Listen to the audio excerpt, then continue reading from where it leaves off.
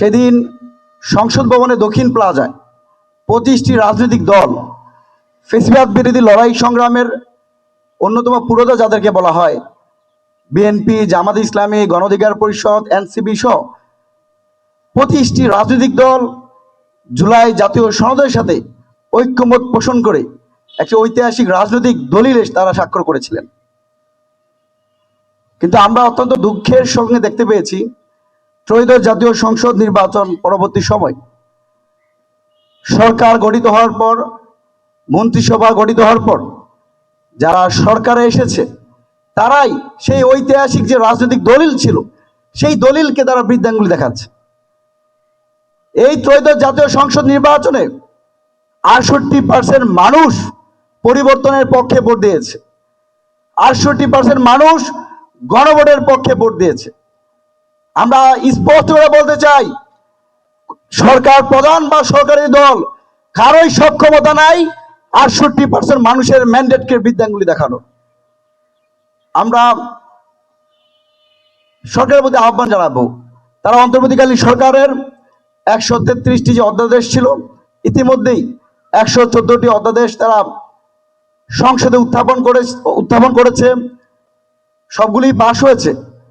কিন্তু যেগুলো সবচেয়ে গুরুত্বপূর্ণ, একটা সরকার প্রধানকে জবাবদিহিতামূলকের মধ্যে নিয়ে আসার জন্য যেই অধ্যাদেশগুলোর প্রয়োজন ছিল, বিশেষ করে বিচার বিভাগকে স্বাধীন করা, বিএনপির 31 দফায় তারা উল্লেখ করেছিলেন তারা বিচার বিভাগ স্বাধীন চায়। সংবিধান সংস্কারের বিষয়ে তারা কথা বলেছিলেন, কিন্তু আমরা দেখতে পেলাম তারা সরকারে এসেই বিচার বিভাগকে আবারও দলীয়করণ করার লক্ষ্যে বিচার বিভাগের সম্পৃক্ত যে অধ্যাদেশ ছিল সেই অধ্যাদেশ এখনো তারা সংসদে উত্থাপন করেনি। গত রেজিমে বিচার বিভাগ কেমন ছিল তার একটা ছোট একটা উদাহরণ দেই। 2022 সালের 7ই অক্টোবর বুয়েটের মেধাবী শিক্ষার্থী শহীদ আবরার ফাহাদের স্মরণে আমরা ঢাকা বিশ্ববিদ্যালয়ের রাজু ভাস্কর্যে একটি স্মরণ সভা আয়োজন করেছিলাম।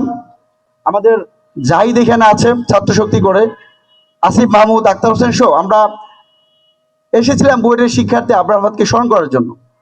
রাজু ভাস্কর্যে আসার সাথে সাথেই ছাত্রলীগের সন্ত্রাসীরা আমাদের উপর হামলা করলো।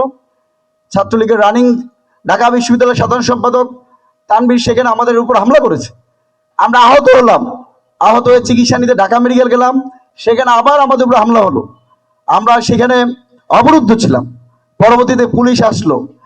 ছাত্রলীগ আমাদের 30 জনকে, ছাত্রলীগের সহযোগিতায় পুলিশ আমাদের 30 জনকে গ্রেপ্তার করলো, থানায় মামলা হলো। সেখানে মামলা দিয়েছে এই যে আমরা নাকি ছাত্রলীগে হামলা করেছি, আমরা ছাত্রলীগে হামলা করে কয়েকজনকে আহত করেছি। এবং সবচেয়ে মজার বিষয়, এই মারামারির সময় আমরা ছাত্রলীগের পকেট থেকে 30 জন মিলে 12,500 টাকা চুরি করেছি। এই মামলা এজাহার হলো, বিচারকের কাছে গেল, বিচারক শুনলেন, শোনার সাথে সাথে আমাদেরকে 2 দিনের রিমান্ড দিলেন এবং 60 দিন জেল খাটতে হয়েছে।